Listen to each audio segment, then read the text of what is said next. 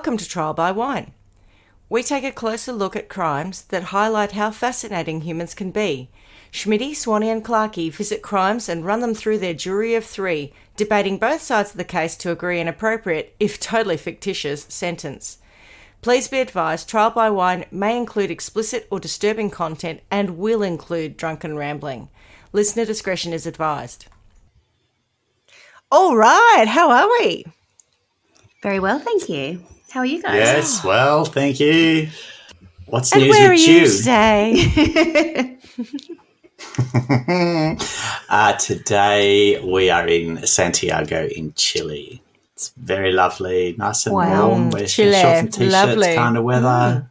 Yeah, we went and did some viewpoints yesterday. So we get a beautiful view of the city. And your photographs have been incredible in the last week or so. We were in Patagonia. It's just off its head good down there. Such incredible scenery. You just can't, coming from Australia, it's hard to kind of believe with those big snow-capped mountains and broad plains and all that. But even in Santiago, the Andes are surrounding the city in a lot of parts of it. So you get these big snow-capped mountains around the city, just beautiful. Anyway, enough about us and our adventures. What about you two? Swanny, how are you? I'm good, thank you. Have you got news for us? No news. That's exciting. Right, I right. know. I don't have any news either. Yeah, nothing as exciting as we've been in Patagonia with snow-capped mountains and I have to say extraordinary views. Yeah. I don't think I've got anything that would stack up against that. No, it shits all over us right now, but oh well, that's life. C'est la vie. Oh, I suppose we'll introduce ourselves since we've got nothing else to say. I'm Schmitty. I'm Swanny. And I'm Clarkey. And together we are... Trial by Wine. And what are we drinking? Well done. Cracked open an ice-cold can of Coke Zero. And the rest of you? Delicious. Fantastic. I am alternating between soda water and I have a Delatite Winery Sauvignon Blanc that I'm sipping. Well, I haven't started yet, but I will. And Clarkey and Woo? Delicious. Coffee, by any chance? Well, we thought we might mix things up, and we did get a bottle of rosé yesterday from the Maipo Valley, which is in Santiago or in Chile, and we're thinking of doing a winery tour there on Friday. So we thought, we can just start a bit of wine tasting before we start our tour. But I woke up to a barrage of messages and I've got a fairly full day today, so I feel like it's not wise to start on the rosé at 6 a.m. So we're on the beautiful Hotel Instant Coffee, which is about as good as a beverage gets at this time of the day. That's making the Coke Zero look good. Yeah, it's such a treat. Every mouthful is delightful. Anyway. All right, well. Who's got a story? Swanny. I do. Okay, so my sources for this story are moviemaker.com, mamamia.com, Wikipedia, thank you very much, and Netflix. So I can tell you the title this time. The title of the documentary that I watched was who called disappeared with a canoe. It is pretty obvious. Well, it's not that obvious, but it does speak to what we're about to hear about. And the name of the documentary was "Don't Pick Up the Phone." There you go. Oh, sorry, don't pick up the phone. Horror movie. Don't pick up the phone. You're quite right. What was that called? Don't answer the phone or something. It was on the one where they said, "Have you checked the video, children?" Here we go. Correct. That's it. One of the three VHSs that Shay Panda had, a.k.a. Swanny, in her house was that and some other horror film. Yep, Jaws or something. Yep, Every time we talk about videos, they're really one. Inappropriate things that the your cover parents art. decide to have. Yep. Because I'd never watched it. I just used to look at the cover art on the sleeve of the video. And get scared. It used to scare the hell out of me, yeah. And I've heard people talk about it, but I've never actually watched any of these things myself. I don't have the appetite for that. But when I saw this and the title of it, that's what sort of got me into it, to be perfectly honest. When it was called Don't Pick Up the Phone, I thought, that sounds like something for me. I said, you know how there's always a reason why I choose a story or start to investigate. Yeah, that is literally the link, Schmidt. You got it in one. It's funny though, because if you said don't answer the phone, that could be like the story of my life. The number of phone calls that I get from numbers I don't know, and I just don't answer them because they are invariably someone trying to sell me something I don't want. So, it's not as frightening these days, or trying to scam me. Not as frightening. I literally just don't answer the phone. Right. So our story takes place in about a 10-year period from 1994 to 2004, and it is a crime or crimes that occurred across the US, but most definitely in rural areas. Lots of sort of little towns, small to medium towns, but definitely rural areas. From a geographical point of view, I don't have the map out for you, directing you to anywhere yet, but I will do a little bit later. But it will come. Yeah, because there's just so many places. I think our story is across, like 32 states.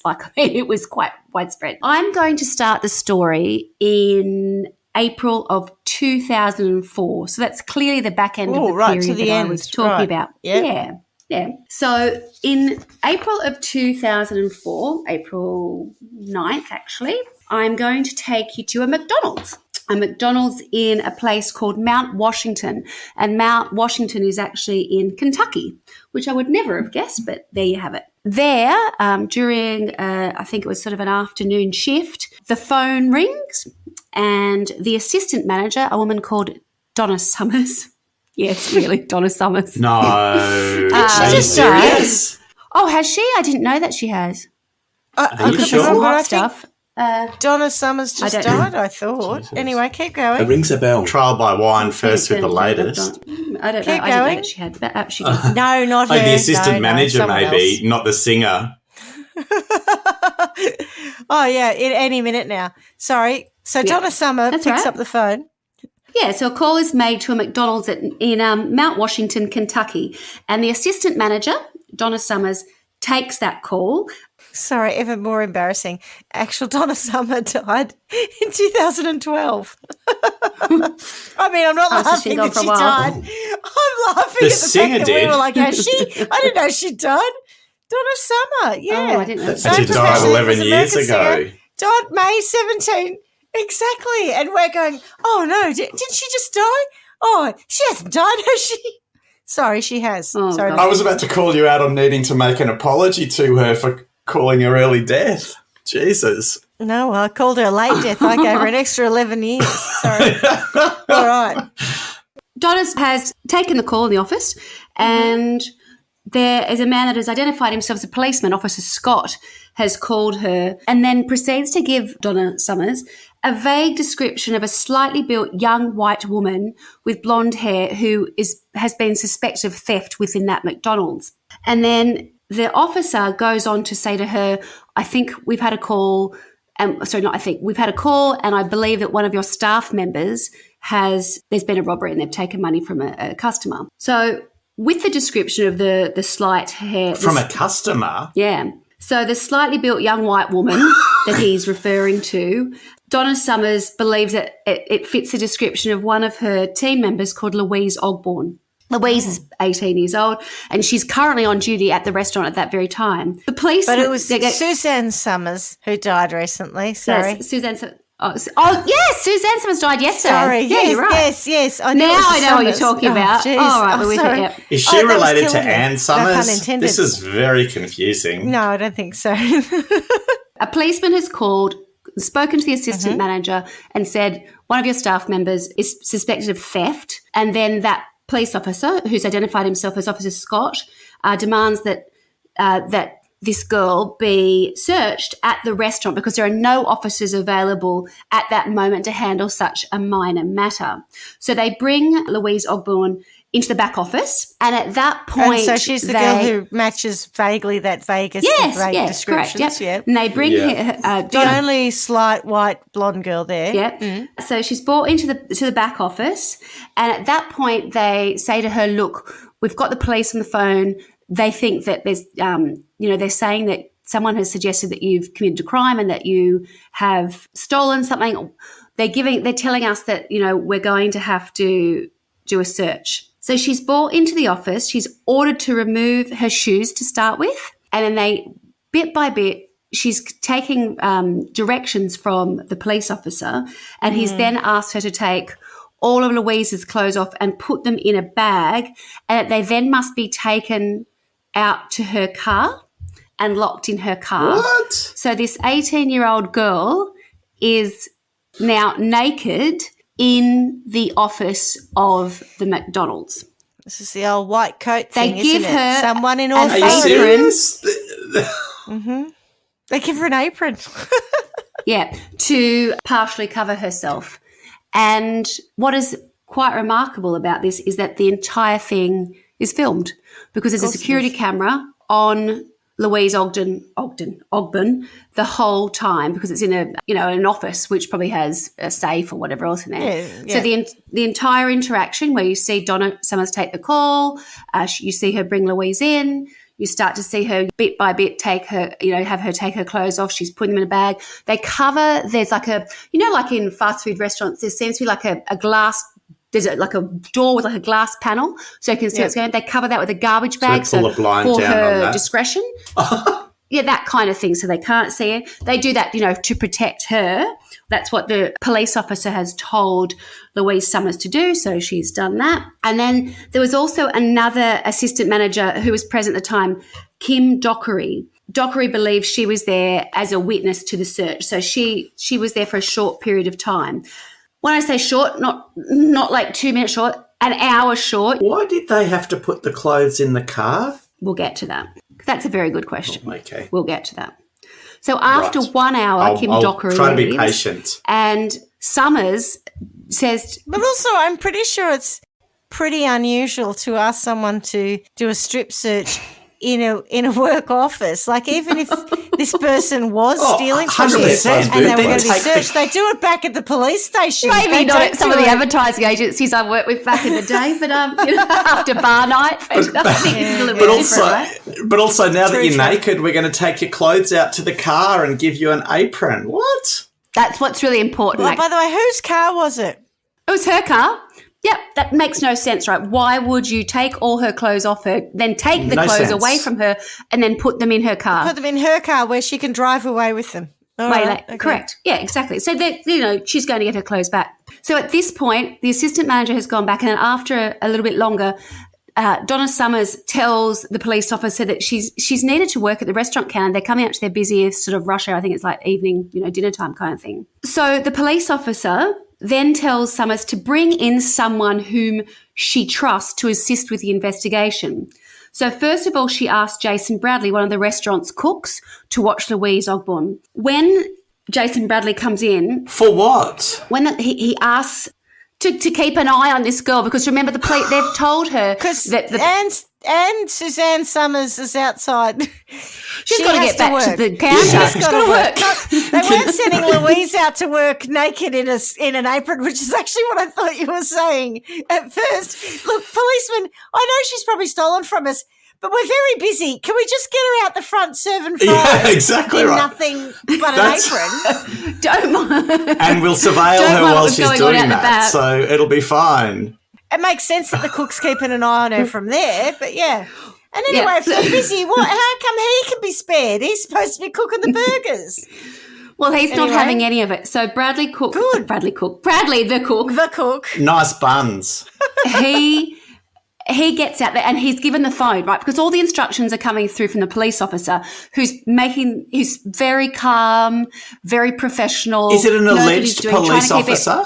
Of course it is. I don't yeah. know. Is there yet, any Clarky. evidence that he's a police officer? No, apart from Oh, he's telling them that he is. What was he? He's telling them that he is, and he's Scott. I mean, he's got Officer Scott. Yeah. Officer Scott. Yeah. So when Bradley comes out, because remember, Donna Summers has now gone to the help at the front. Doesn't say front desk, the front counter. She's serving, but Bradley refuses to take any further action. So he's taken the call, the phone, and Officer Scott has said, you need to, take her apron away. And he was like, no thanks, so I'm not getting involved. But all he does is he just leaves. So I think he goes back to cooking or whatever else. Because Donna Summers needs to be working because they're so busy and she needs someone, to help her out that she can trust, she calls her fiancé. So she calls her fiance whose name Walter Nix.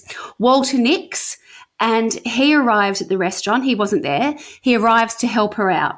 So once he gets there, he takes over from Donna Summers. He's out the back and he's on the phone talking to Officer Scott. So he arrives and you can see him. He takes the phone and he starts taking instructions. Doing? Is she crying? Yeah. She's upset. Oh, she's shaking. far She's out. distraught. What the hell is going on? She's got all the gear off. No one believes her. They're following instructions, and there's this very, legitimate sounding police officer on the other end of the line saying, she needs to be held. She can't leave. We will be there. We will get there. We can't at the moment. Just keep her where you've got her. So this is well over an hour into this point, and then what happens is we now start watching Walter Nix obey the caller's instructions for the next 2 hours. Walter Nix, who's Donna Summers' fiancé, he removes the apron. But at this point, Officer Scott says, well, she could be concealing something. So what you're going to have to do is get her to move around. No. So he has Ogborn, has her wearing nothing. What's he going to say? Squat and cough? Yeah. Oh, God. First of all, she has to dance, and then she has to perform jumping jacks in case something should fall out. Nix then ordered her, because remember, he's getting it secondhand from Officer Scott.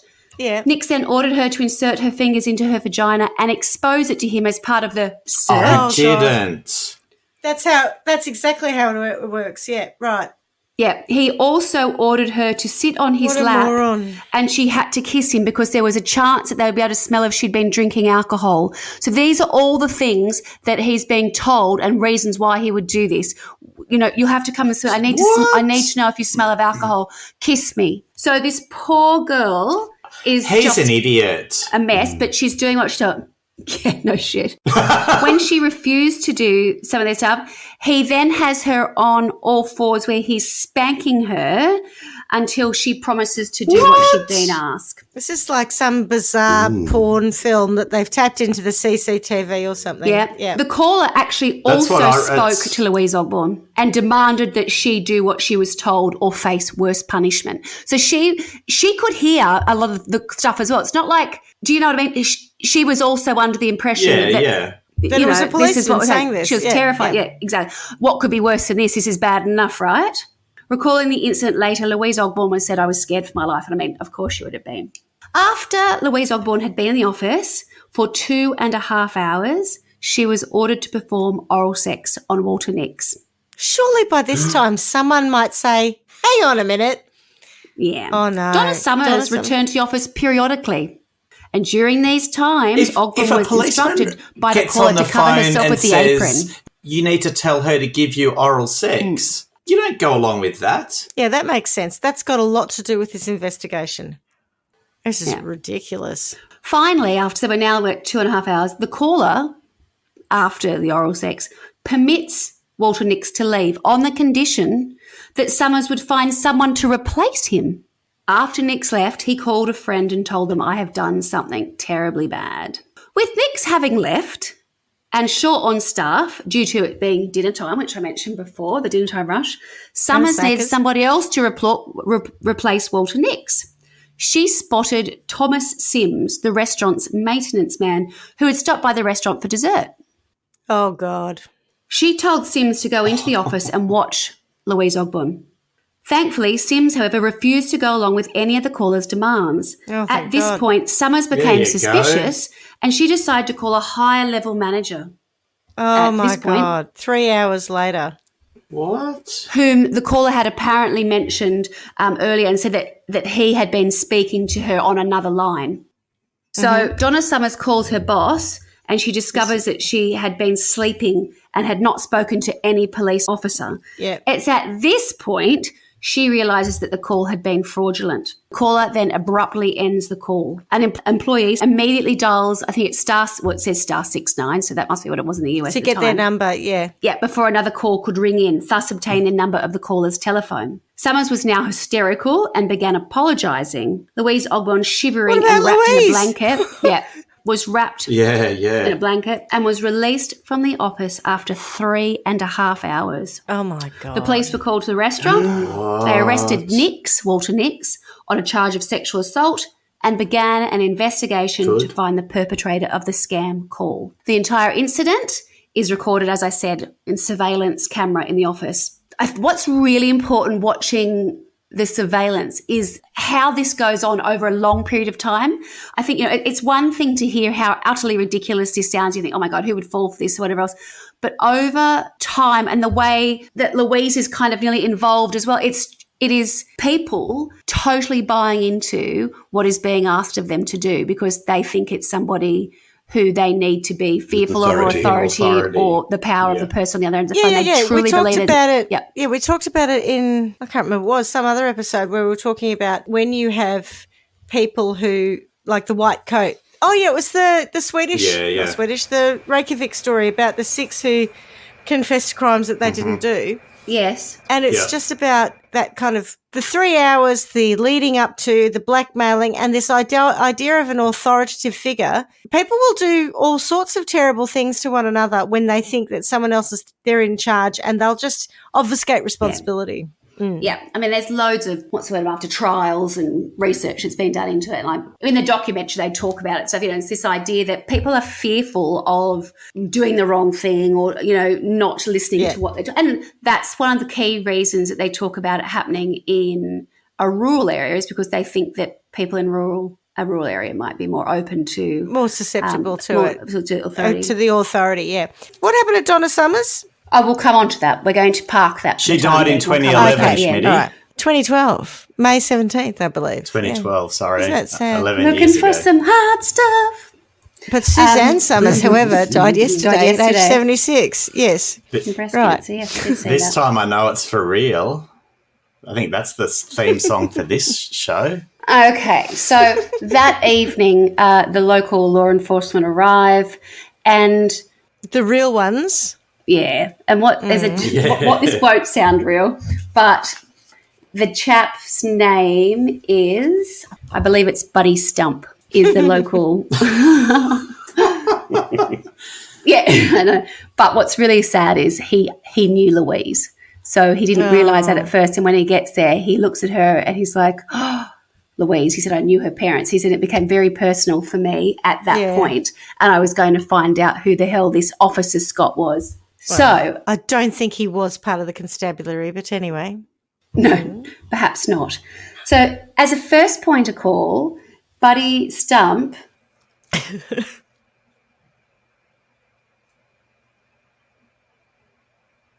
and this is where he finds out there's 10 years of ding, it. ding, ding, ding, ding, ding, ding, ding, ding. It is all over the shop. Yeah, everywhere.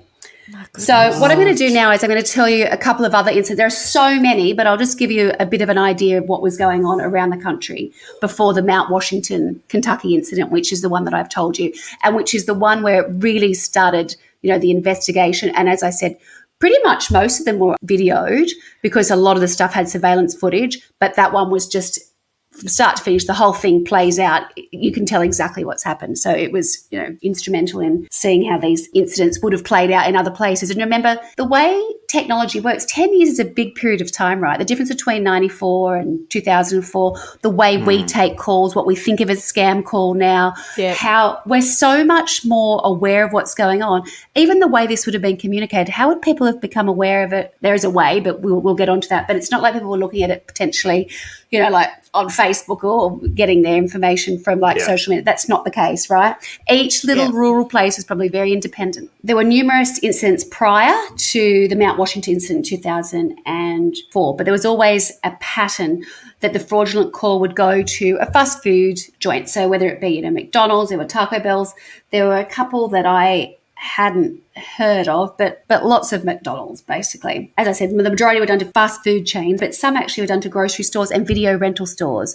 So places where young employees, young, inexperienced, sort of casual workers were there, and first job, early employment, needed the job because they were, that's the only employment they had in some cases. It was done on, it was all very deliberate as to why these places were so fertile for this crime. With every hoax, a male caller who identified himself as a police officer or other authority figure would contact a manager or supervisor and would solicit their help in detaining an employee or customer. There were even customers where this happened to them. They were told that they were suspected of a crime. Theft or drug possession were the two key ones. And I think even from Louise's interrogation, you can see why it lends itself, doesn't it? Stealing something on your body, in your body. In terms of strip searching, it gives you that real sort of scope to be able to get people's gear off quite quickly, I think. The caller would then provide a generic description of the suspect. So there was every chance that there's going to be someone within the staff that it would, or customer base, that would fit that description.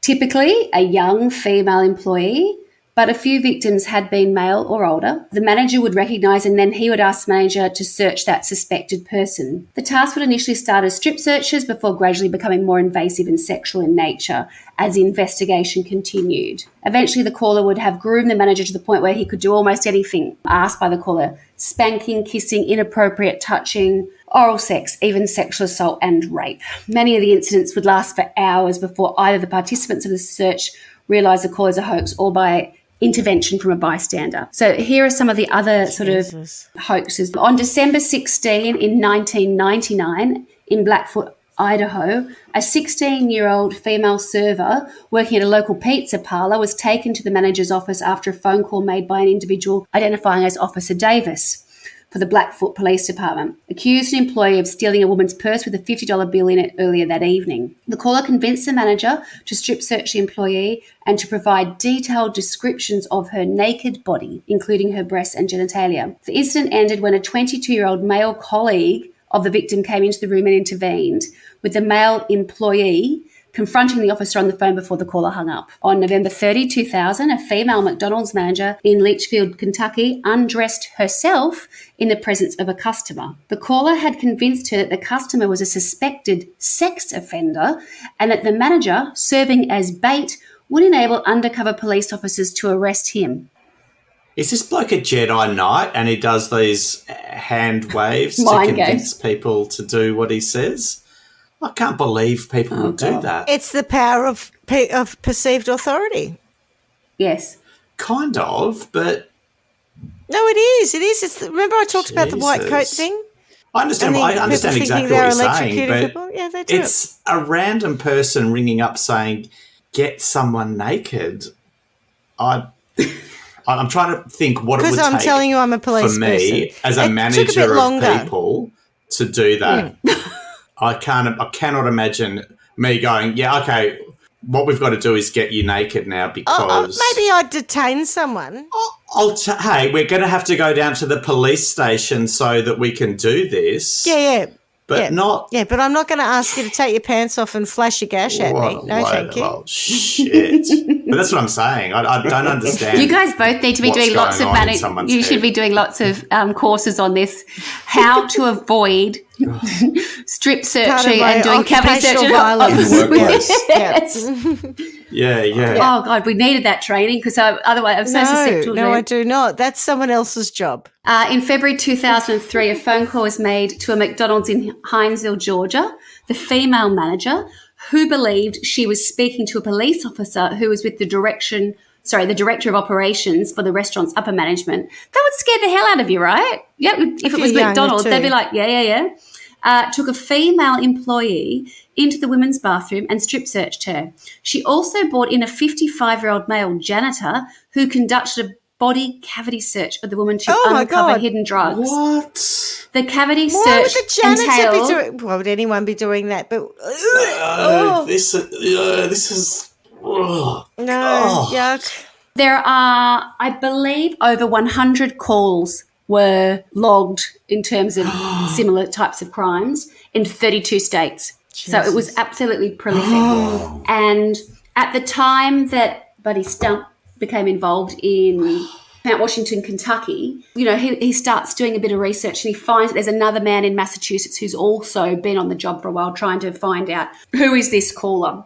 And what it ends up being known is the strip search phone call scam, which doesn't exactly run off the tongue. Roll off the tongue.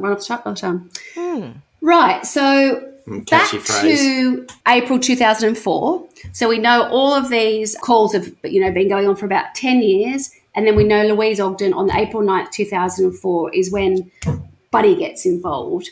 And he's the one who does the word search, and all of a sudden it's all there. All of these things are online, but people haven't necessarily connected the word dots. search? What, on the computer, on the internet? Or That was 2004. Or in the computer, or sorry, in the police. No, just on the computer, just the databases. internet. Yeah, not. Oh, God. I don't believe Right. I don't believe it was police. On MySpace Okay. or something. Yeah. I just think he just looked up in, what was the thing that, one of those engines, what they were in the old Ask days. Jeeves. Yes, that's the kind of thing I'm thinking of. So initially, Buddy thought that must be someone local, right? You know, someone's parked outside the local McDonald's, looked in there, seen a girl that probably fits the description of Louise Seen a blonde girl. Ogborn, and then taken it from there. But in actual fact, that was not the case. And Was it call from Calcutta? this is where a bit of geography does come into it. Where they were able to do is find out that the call had been made from Panama City. Now, this is amazing because I was talking about Panama last week, but this is what threw me. There are two Panama cities, and I think I did know this, but I'd forgotten. There's a Panama City, which is obviously the capital of Panama. It's in Florida. Panama City is a city, a county, whatever, in Florida. So he's in Panama City. Oh, sorry, the person can be traced, or the phone calls Can be traced to Panama. and the reason they can be traced is because it's actually not to a phone, it's to a AT&T phone card. So it's not the phone ever so much as it's like a calling card. Remember they were talking about this? I'd forgotten all about these things. Remember we used to buy calling cards? Yeah, I forgot about them too. Yeah. Yeah. And what's important about it is because remember he's on a phone call for 3 hours at times. These are long calls. Yeah. And then so what he's using is a phone card. So what they're able to do is they're able to work out that most of the AT&T phone cards were sold through Walmart. And so then I think there were 2 Walmarts in or near Panama City, and they started doing a bit of research there. Now, both the gentleman in Massachusetts and the guy in Kentucky, the guy in Massachusetts has access to footage of a Walmart, but it's not over the cash register, whereas the other guy has access to footage where you could actually see someone, they can see when it's purchased, and there's an aerial shot of the person who'll become the suspect.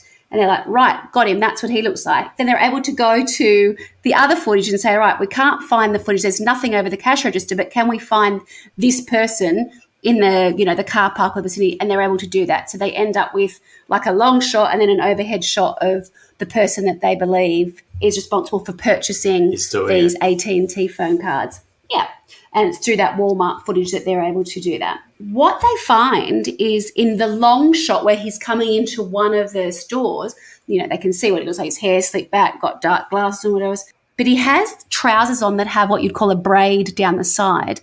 And the braid initially think, oh, my God, it's a policeman. It's actually someone in the force. This guy's like in a uniform, not in a full uniform, like imagine you've just done a shift, but he's got, a braid down the side of his pants. So they start doing a little bit of research and they find out actually, no, it's not a policeman. It's someone who works in the prison system. And as you'll sort of be aware, you know how a lot of it's privatized. So he works He works in a private security firm, but works within a prison, within the correctional facilities. Yeah, and those pants that he's wearing are actually correctional facility, security pants. Buddy and his mate from Massachusetts take a flight down to Panama City, and they're going down there to speak to. I think there are 3 different prisons or correctional facilities within the area. Yeah. They go to the first one, no luck. And the second one, they walk in and, they've got their footage of this guy and they go to the Human Resource Department and say, we're at police, we're looking to speak to this gentleman. And someone looks at it and said, right, oh, yeah, I know who that is. That is David Stewart. David R. Stewart, actually. And they're like, oh, he's so he's here now. Can you detain him and strip search him? Oh, we'll go get him now. He's just down the hallway. We'll go get him. So the police are like pumped. They're like, oh my God, I can't believe it after all this time, after all these calls. Although it was quite funny when Buddy talks about it. He's only been looking for 3 months. The guy's been doing it for 10 years and the other guy had been looking into it for a number of years. He's like, I've been doing it for, you expecting him to say years, I've been looking for 3 months. You're like, well, 3 months doesn't sound that long, but anyway. They bring him in and they say to him, his issues like, yeah. And at one point he says, it wasn't me. Then they say, well, we've got you buying the cards. And he goes, did anyone get hurt? And they're like, well, no, did anyone die? He's like, oh, no. And then he says, oh, thank goodness. And then he goes, has nothing to do with me.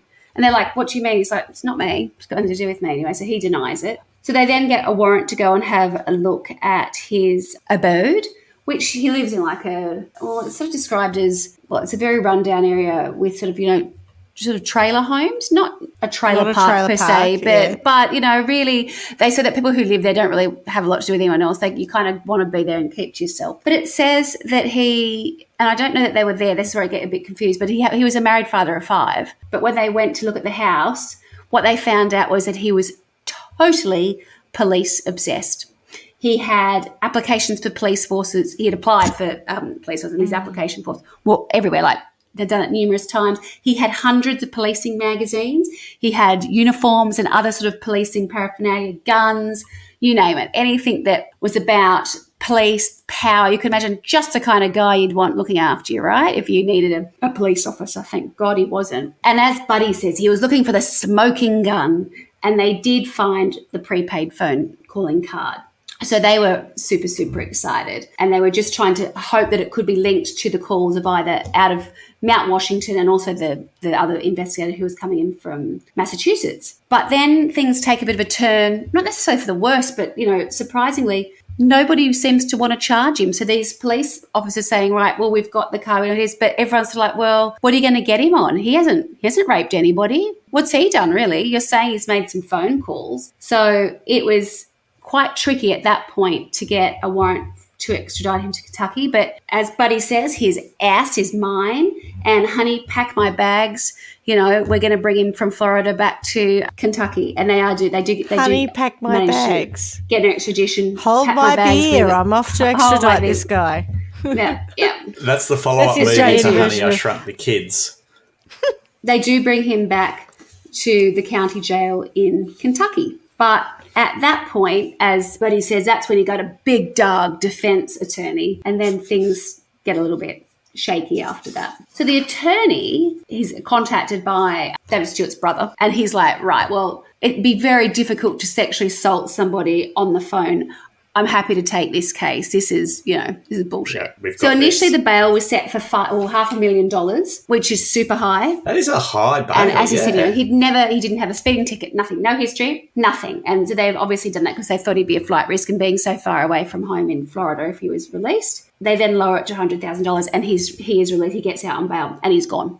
So, he does a runner. He's gone, as in he does a runner. No. No. He's just out of jail. No, he's just out of prison. Just out of the county jail. He's out on bail.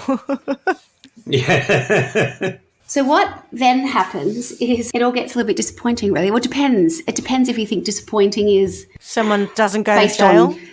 Okay. Or whether or not it's a cometh appearance. Who is actually accountable for this.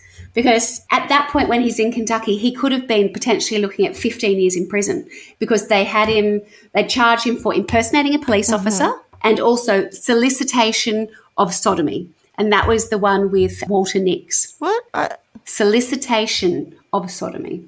So Swanny, that's kind of escalated quickly, but a policeman has said to somebody, what you now need to do is put your cock in the bum of this person because we think they might have committed a crime.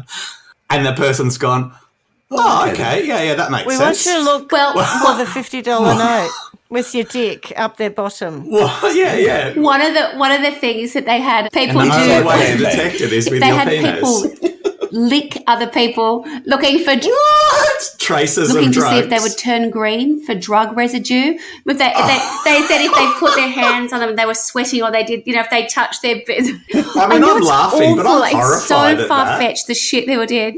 It's fucking ridiculous, right? Oh.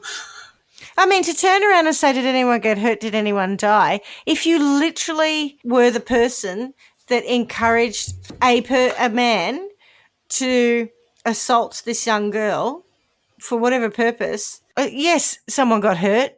Yes, something terrible happened. Oh, it's vile. This poor girl. It's vile. Yeah. So they posted bail, and at that point they were still really confident that they would get a conviction. But he was like, go home, go for a walk because you're going to be locked up for a long time anyway. Anyway, it didn't transpire that was the case. So, as I said, he faced up to 15 years prison, but on October 31st, 2006, he was acquitted of all charges. Both the defence and the prosecution attorneys speculated that a lack of direct evidence, such as a recording of the caller's voice, might have led to the jury finding him not guilty. So he remained a suspect in similar cases, but that there was, insofar as they know, 2004 was the last time that there was a scam call by the strip search phone call scam. That's the crime, but what I found, in some ways, I'm not saying it's more criminal, it's also seems to be criminal, is the way that McDonald's handled it. I found that really interesting. And wash their hands of it, I'm sure. Well, it's again how they go into the mode of, in some respects, they are somewhat responsible, in other respects, no. But hear me out. This is what sort of happened afterwards. So, unsurprisingly, Donna Summers ended her engagement with Nick's, pretty much Walter Nick, straight after the incident, and she was fired from McDonald's for violating corporate policies, prohibiting both strip searches and for allowing a non-McDonald's employee to enter the restaurant's office. So that would be Walter Nick's. And the restaurant staff. Oh, God. Yeah, I'm okay with that. I think she should have got worse, but anyway. She entered a single count of unlawful imprisonment. Oh, no, she got to a single count of unlawful imprisonment as a misdemeanor, and she was sentenced to 1 year probation. The person, Kim Dockery, who was the assistant manager, was transferred to another occasion. Walter Nix pleaded guilty to sexual abuse, sexual misconduct, and unlawful imprisonment. The judge agreed to a plea deal for Nix in exchange for his testimony against David Stewart, and due to the level and length of his involvement in the physical crimes, he was actually sentenced to 5 years in prison. Good.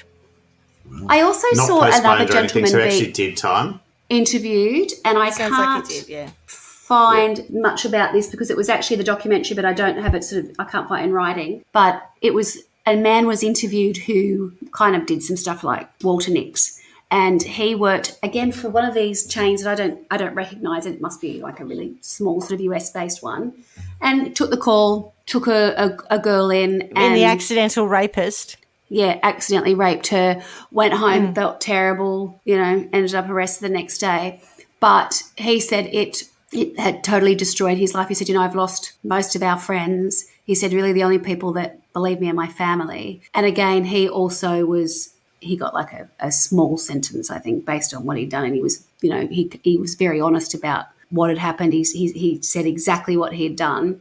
But again, totally fooled into thinking that it was, well, I don't know if fool's the right word. So, of course, this must bring about some lawsuits, right? 3 years after the incident, still undergoing therapy, Louise Ogborn sued McDonald's for $200 million for failing to protect her during her ordeal. Her grounds for the suit were that McDonald's corporate headquarters were aware of the danger of a possible hoax because they had defended themselves against lawsuits over similar incidents at its restaurants in 4 other states. Hello, I could not agree more with this. How was this not communicated? Why was there not a poster in every bloody office saying this is happening, don't listen to any of this? Yeah, exactly. That's the bit that I just It's a franchise. They have a head office, they communicate. Oh, totally.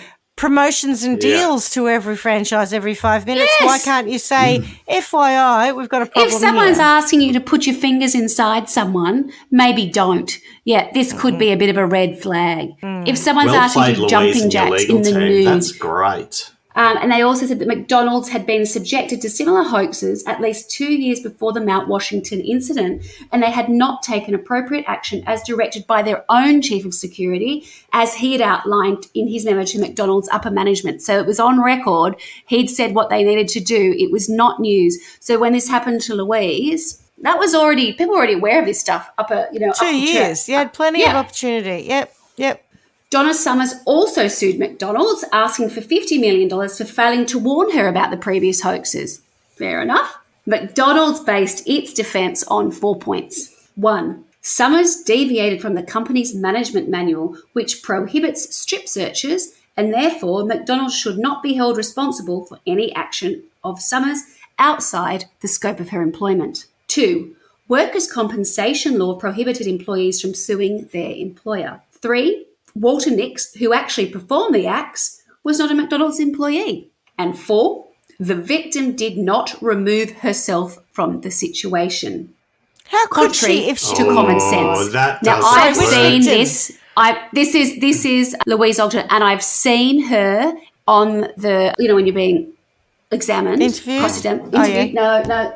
Oh, on the stand. On the stand, that's what I mean. On the stand, and McDonald's attorney says to her, there was a period of time when she was alone in the room, I think it was for about 10 minutes. And as part of her interrogation, they say to her, so you're alone for like 10 minutes and the door was unlocked, so why didn't you just get up and walk out? And she's like, well, I believe what was going on. I had no clothes on. Remember? I was nude. Why were her My clothes shoes in her were car? outside in my car. Well, you can that have your cars later. I couldn't leave. access I them. had to walk through there was no other way out. She had to walk through a full McDonald's restaurant naked.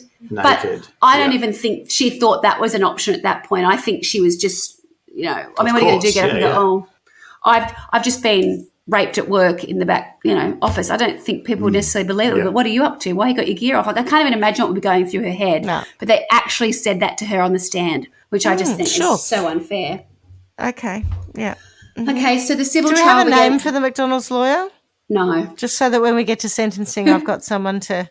I think the first 3 points are kind of okay, though. There's elements of that where you go, well, yeah, maybe, Donna, you don't deserve what you're asking for. But Louise, are you kidding? They've absolutely Louise is where failed the problem is, right? Yeah. I think that's important because, as I say, that's what Donna Summers has said. But, yes, Donna Summers' experience was very different to Louise Ogborn's. So, yeah, I totally take that. The jury decided that McDonald's and the unnamed caller were each 50% at fault for the abuse to which the victim was subjected. McDonald's and their attorneys were sanctioned for withholding evidence pertinent to the outcome of the trial. In November 2008, McDonald's was also ordered to pay legal fees to the plaintiff's lawyer. On November 20, 2009, the Kentucky Court of Appeals upheld the jury's verdict but reduced the punitive damages award to Summers to $400,000. While its petition was pending in 2000, Ogborn settled with McDonald's for $1.1 million and abandoned her claim for punitive damages. After the court decisions, McDonald's revised its manager training program to emphasise awareness of scam phone calls and protection of employee rights.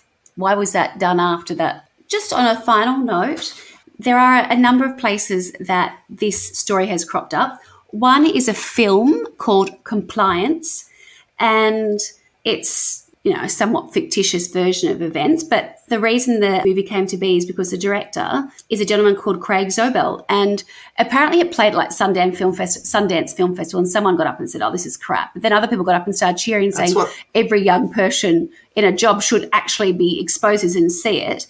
And the person who is director is someone who is the guy who went on to do Mayor of Easttown. And I thought brilliant. Which I thought was brilliant. And I thought, I haven't watched the movie and I don't know that I'm going to, but it was that idea. He said, I found it really interesting. I wanted to talk to and about this idea of people in fear of authority, fear of doing the wrong thing, people who use power to keep people where they want them, get them to do, to be compliant. So I thought that would be probably a very interesting watch. Then there apparently, and I need your special effects for Law and Order Special Victims Unit. Well, can you believe this? In 2008, episode 17 of season 9, Robin Williams, rest his soul, he got in touch through a friend and said that he wanted to be in an episode of Law and Order. So they do a version of it, and he plays the character, which is the detective. He does the voice for what would be the... there you go. So there you go. That is the story of the Strip Search phone call scam. It is ridiculous, isn't it? But it's, I think it's one of those things where certain circumstances have to prevail for that to go ahead. You have to make sure that, you're speaking to people who respect a chain of authority within a community, within a workplace, with all these things. And it just takes them to go with one thing, and all of a sudden they're on a path. Everyone goes, "Oh, how can this be? This is absolutely ridiculous." And I just think, oh my God, you really got to have your wits about you, or before you know it, you're getting people to jump up and down naked for things to fall out of them and lick their bodies to see if they're going to give you a head job. Correct. What? Because that's going to help them. Yeah, it's going to help the police. The only money. way we're going to solve this crime. Crazy. If I was at Sundance and that movie came on, I would be going, this would never happen. Yeah. And here we are. Well, that's what I was thinking. That really was happening. did. Here we are. Anyone you'd like to call out, punish, like a nut punch? Oh. There's a cast of thousands in this one, really. Of like, I just don't get it. Sorry. Do we think that the guy who got acquitted, David Stewart David, do you reckon he did it? Yeah, I do. Okay, because he's a bit of a nutter with the whole police thing and what have you. No, but I do think he did it. I just don't think that there's no evidence. It's certainly not a victimless crime, but it's just hard to prove it, yeah. But I feel like the jury saying, oh, well, 50% of it's on him for making the call and 50%'s on McDonald's. But like, who was on trial in that call, in that trial, though? If that was a litigation about the responsibility of McDonald's, it wasn't for the jury to determine whether or not the caller was the problem. It was what percent, how much is McDonald's at fault, and the fact that they had prior knowledge for years and didn't say, and I'm like, I'm not a big fan of whatever her name is, Donna Summers. Donna, yeah. I'm not a big fan of her because I think she's a moron. Yeah. But I can imagine, and as you said, a lot of the sexual stuff happened when she wasn't in the room. So the whole show me inside your vagina bit didn't happen when she was there. Like, as a female, surely she would have gone, well, hang on a minute, this is a step too far. That's right. No. You know, where people go, I'm not comfortable with doing this. I'll just wait until you turn up if you don't mind. She's not going to get away. You know, she's got no gear on. It's like, you know, it just becomes ridiculous. I'm not going to even take her gear off. No. I just say she's sitting in the office. You get here when you get here. If you're not here by 10, I'm sending her home. Piss off. Exactly. Yeah. I'm out I've got burgers to sell. Yeah, innocent until proven guilty. It's not my job to actually prosecute or find out whether this kid's taken anything. She hasn't nicked it from me, and this is not an internal security issue. So go to her own home. If you know who she is, go to her home and pick her up there. But you know how, like, in a lot of these places, they have like a little poster or a card or something with like a tick boxes. If it seems like a phone scam, it probably is. Yes. It reminds me more of, you know, those things you see on Facebook where it says, should I have wine or something? Yes. Or if no, then, you know, do you want a wine? Yes, then have a wine. You know, like, is this a scam call? Yes. But have they asked you to get somebody naked? Yeah. Then yes. Yeah, but just a ridiculous one where you go, this doesn't make sense, but still do it. Have they asked you to look at their vagina? But still do it. No. Yeah. Have they... Yeah. Have they asked you to lick their body to see if they've got drug residue on them? Is it reasonable that a police officer would ask you to get them to perform oral sex? Yes, then perform oral sex. No. Really, though? Are you sure? Because, like, what? Like, of all the things that he was being asked to do, there's a line that says, okay, show me your hooch because you might have a $50 note up there or whatever, right? You know, what was the name of that show? I don't even see that, but... Bangkok Hilton. Do you remember with Nicole Kidman? I remember someone, she hit a key or something up her parts. No, I'm just saying, in the realm of, like, what you could, in this sort of process of almost like a light brainwashing that's happening in this, right? Well, I'm a policeman. You have to listen to me. I'm very calm. I'm responding in this way. And, okay, so now you got to check if she's got something hidden in her bits. That's one thing. But going back to what is the point of making her perform oral sex on him? Like, what are we looking for there? That's the bit I'll just go, well, clearly that's a step too far. Yeah, I kind of get what the caller is getting out of it. Going, how far can I push these idiots? Isn't it awful? Yeah, and that's I how terrifying also would like to know, that? and I'm sure you don't know it, but what's the success rate with this? Like, how many people just go, piss off, idiot, and hang up? versus how many people take the call and go through I don't know, because with they it? wouldn't have reported it. I think in those days it 100% probably success would have rate. been quite high, the success rate. Yeah. In those days and that time. I think now that the I can't imagine proliferation it. of scamming is so big, I can. Like at 15, I was a front-end controller at Kmart, and I had to deal with people who were shoplifting, and we'd have to take them down to management, and they'd have to be detained until the police got there and all that sort of stuff. That I can get. But someone ringing, never did we strip search, never did we get them to perform oral sex on us. McEwen's. You know, I don't. Neither at McEwen's, I literally don't understand at what point in my workforce had somebody phoned and said, this is what needs to happen. I would go, oh, well, that makes sense. Okay, let's do that. I don't get it. I'll tell you what did used to happen at McEwen's. There was a girl that I think a couple of people suspected was a little light-fingered, and no one took her into an office, stripped her and, sexually assaulted her. What they would do is they would count the takings in the till and see if it balanced at the end of the day. What? That's crazy. Yeah. And if it did, then they'd be like, and otherwise they would say, you're $150 short. Do you want to tell me why you're $150 Do you want to spread short? them? No, even then it was like... Right. Do you want to give me a blowjob? Just explain yourself. You get a... No, yeah, look, give me a blowjob and we won't tell anyone, eh? Yeah. No. Yeah. It was just explain it all. Give me a blowjob you until the police get here. But they'll be a while, so take your time. Yeah. The other thing I'm not sure of, because we're talking about the fear of authority, was there ever anything you came across that suggested that the caller was saying, if you don't do this, then this is going to happen to you? Or was it all just the Yes, but in a very calm, non-aggressive way, very professional. So it was like yes. To Donna Summers and to Walter, or just to Louise? Generally, everybody that they were threatening everyone. Yeah, right. he was but in a very calm way. Yes, it was a very what sort of even. Threats It wasn't were someone they? like screaming down the phone or being aggressive. It was that very authoritarian kind of, what you'll need to do is this.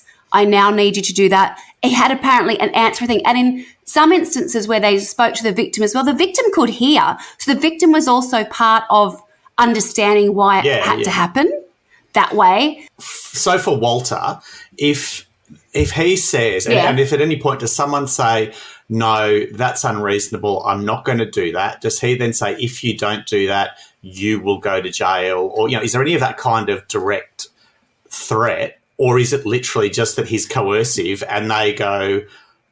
I think there is a little bit of that, but not necessarily directed at, if you don't do this, this is what happened. It's more a case of, this needs to happen and it will happen this way, which will avoid this happening down the track. Or then you don't... Because one of the things that they did was, and I don't think it was to Donna Summer, but one of the situations I heard described as, they had the girl in front of them and they said, you can either, we're busy, and I don't think this was Donna Summer, it was another one, you can either do the strip search there or you can come down and have it done at the police station. So the girl's gone, I'll have my boss do it, obviously, I know her. That was the kind of thing that was done. It was very clever in the sense that it wasn't going, if you don't do that, you'll have to come down here. It's like, I'll give you the option because you're going to take that option. So it was that kind of being led into certain scenarios. Very clever. Well, I think we've got to get to some form of sentence. And I think that, for many years, people have talked about what various things in McDonald's are made of, like the nuggets and the milkshakes, they're like the milkshakes, congealed fat. Yak fat. I don't know what they're meant to be made of, some kind of yak fat. And, all right, yak fat. Yak fat. And, nuggets were all like lips and assholes all squished together and reformed. So I just have always imagined this giant mincer. So I think our mate, the fiancé, Ronald, was it Ronald? Like Ronald McDonald? Nix? Walter. I don't know where I'm getting Ronald from. Walter Nix and his too easy to spring from his pants penis can get thrown into a giant mincer, because whether he's an accidental rapist or not, there got to be a point where you say, this isn't right. And, I know that there's the psychological experiments of, I think it's Stanley Milgram or whatever that I've talked about before, about pressing the buttons and electrocuting people and all that jazz. But to me, there's got to be, even that, like the janitor knew. It's like, I'm not doing that. Nah. The cook, I'm not really part of this bullshit. Other people stepped out. I mean, to be honest, they should have also said no and hang the phone up and, check with management earlier, but whatever. As for the McDonald's attorney who thought it was all right to victim blame. Yeah. To say this girl, well, you could have left. Yeah, an 18-year-old. I just kind of want to, I just want to strip him and put him in a environment full of sex-starved people who aren't going to take no, just to put it frankly, and just say, you could have left at any time. Door's over there. Yeah. The door is open, but you got to get past. Yeah, 50 blokes who will quite happily service you. Off you go. But the door's there, you can get out. It just boils my blood, that sort of thing. I can never get her name right. Anne Donna Summers. Is it Donna Summers? Right. Yeah. Donna Summers, I think, should not have had any settlement. Disco Diva should have just, disappeared to somewhere in embarrassment at how ridiculously stupid she had been and what a failure of her duty of care for her staff that she had perpetrated, and not tried to claim money and blame everyone else, and should have just basically apologised profusely forever to poor Louise. Could you imagine being in Donna's shoes and thinking the right person to call now would be my male fiance to come in here and look after a naked, stripped sort of 18-year-old girl? Who do I trust? With a naked, lithe, pretty 18-year-old girl. Who's that? Well, not even that. I wouldn't care if she was. Well, that's what they described her as slight. They picked one. Of course. They didn't say, bring me out the fat 40-year-old lady, with blonde hair. They didn't pick me. They picked the young, good-looking girl to do it. You'd be like, do you want to have a look while I get my gear off? No worries. Keep it on, love. Hang on. Keep it on. I'll show you what's up there. What I could do is a couple of star jumps. Would you let me bend over and cough? No, they didn't choose my stereotype. They chose her, and they chose it on purpose. Yeah. So I also think at any point she could have said, go and put your clothes on. This is not making me comfortable, darling. Let's just wait until the police get here. If I've got to get my husband I'll go get your gear. Fiance, put your clothes on, and we'll wait for the police. And then we can do the strip search again if we have to. Like, these are people who are... Or even if they said, put a uniform on her. If someone puts something on her, dress her, just put her clothes on. We'll just wait for the police. And, I mean, the amount of time, 3.5 hours. Yeah, 3 hours. You're so busy you can't come down here, but you can stay on the phone for 3 hours. Yeah, what was he, a dispatcher? Piss off. Yeah. Anyone else to sentence, Schmitty? They can all go in a giant mincer. Yeah, I think I like the mincer. So the caller, David, I think David he Stewart. needs to go to David Stewart. I got confused with David Stewart. It's all these celebrities in this story because Dave Stewart is the guitarist from the Eurythmics. And so I was going to say Dave Stewart. I'm like, no, I've got this wrong. We can't have Donna Summer and Dave Stewart in the same story. But David R. Stewart. Here we are. We do.